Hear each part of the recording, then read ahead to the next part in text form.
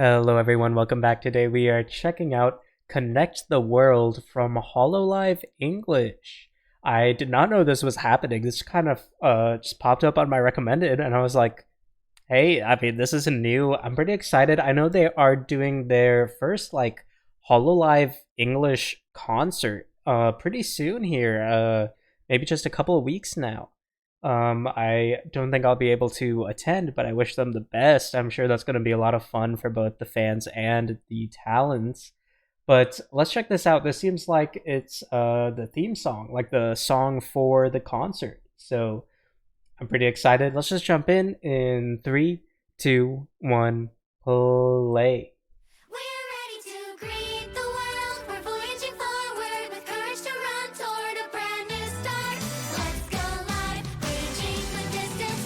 Okay.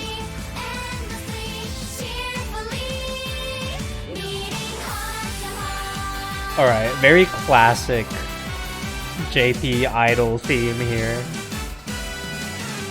That makes sense. It makes sense for them to go for something kind of traditional, Idol-esque.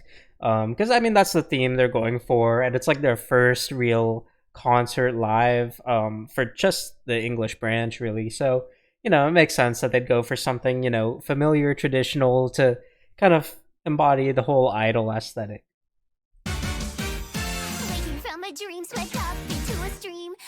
Okay, well, I said that, but now we're going for like musical theatrical.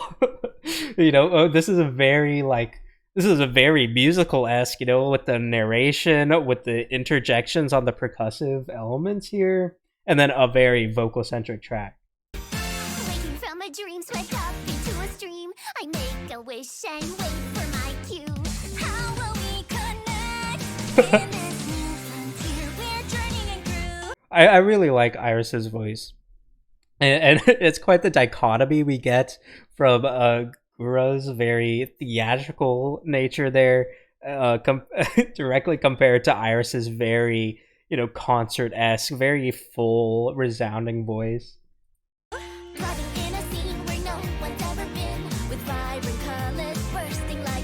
That was a nice for Heikos there. We got like multiple vocal tracks, especially for the thriving in the scene part.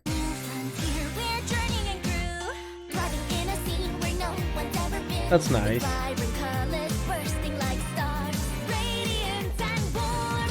That's nice.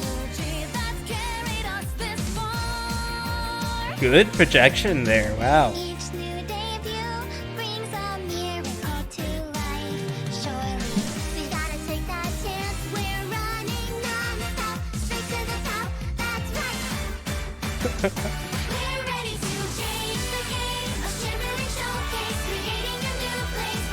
Is that okay? So these look like they're computerized. Like these look like digital animations they're doing with the 3D models. But before those looked pretty realistic. We got a little bit of them actually controlling their models towards the beginning. I'm not sure how much of these little scenes we got here was actually them acting in their models or if those were computerized as well. This looks computerized.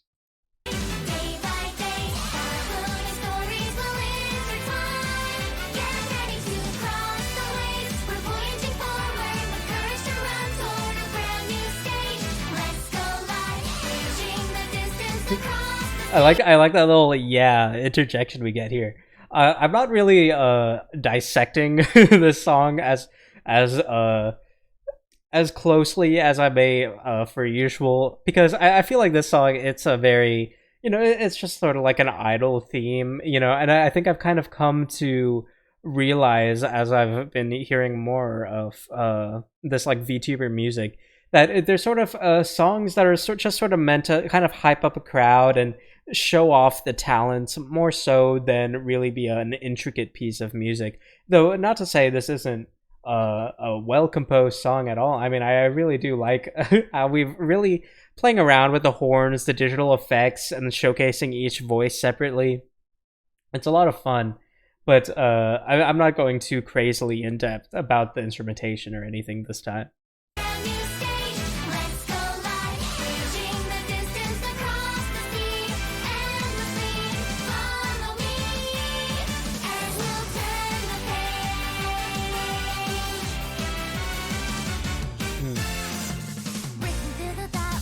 Whoa, okay, but I say that I'm not gonna go in depth about this rotation, but I might just immediately could contradict myself because that was a lot of really nice drum work we got there.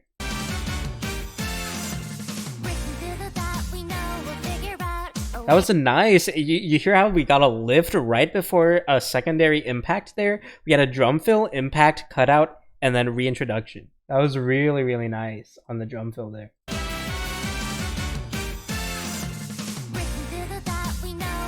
I like that. Whoa.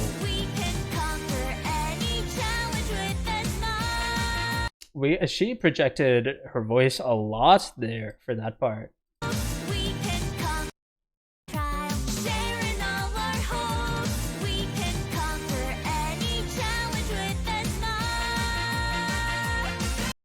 All right, miss the pitch a tiny bit there, but that projection is impressive. That's a very, very impressive. Just because I feel like, especially right after Nina Mai's sort of softer, almost somber like attitude, you know, introducing that very forefront vocal, getting some reverb on there, and then having it project out. That's quite nice.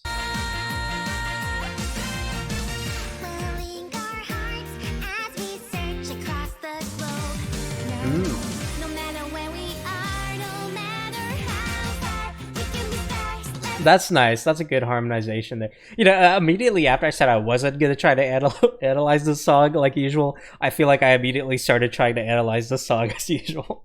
But I like the harmonization we got there with the dichotomy between Nashi Mume's more like treble based tonality that she's holding here, and Kiara's more bass tonality, and more like a mid-tone to a bass, which oddly enough, from what I've heard of their voices, I would have expected it to be the other way around, but they covered that pretty well.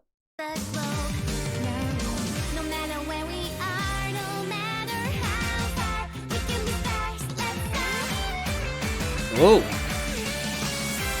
Was not expecting a guitar solo.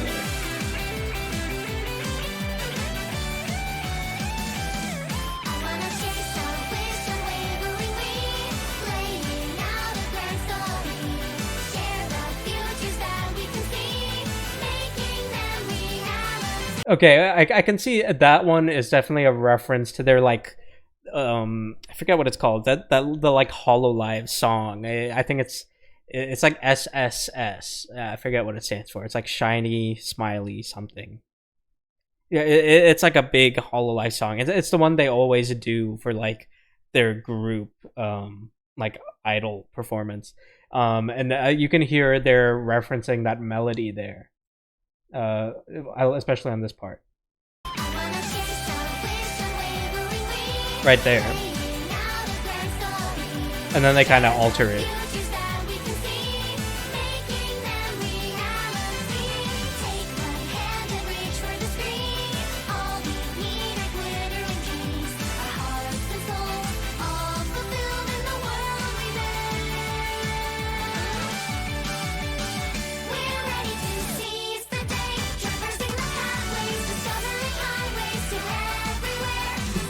I have to be honest, you know, some of these English lyrics are pretty awkward, but they're still getting the rhymes through, and it's still pretty endearing.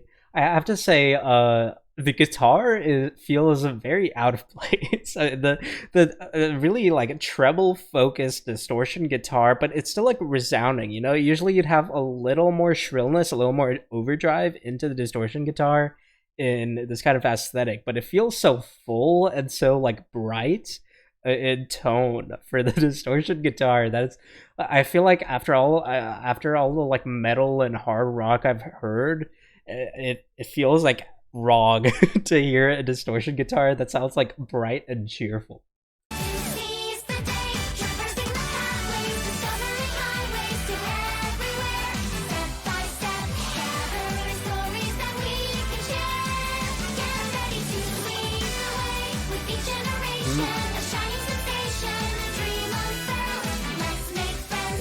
Whoa, the horns there kind of went crazy. The horns on the back of the mix.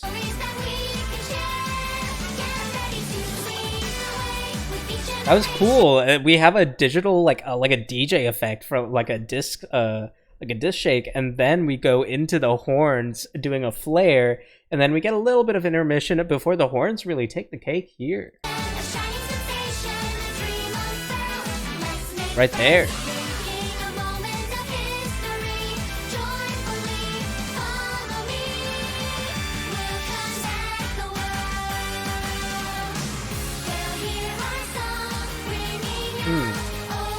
Let's go back to that transition there, because we had like a big sustain for connecting the world there. Right there, we get a little roll from the horns. Those horns, you know, I feel like I haven't given them enough credit because they are taking the cake here. That was nice.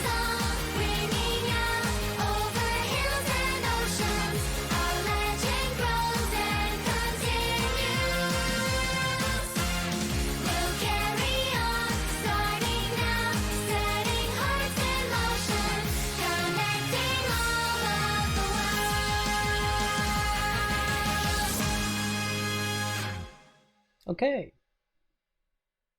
You know, that was pretty nice. That was pretty nice. You know, I feel like I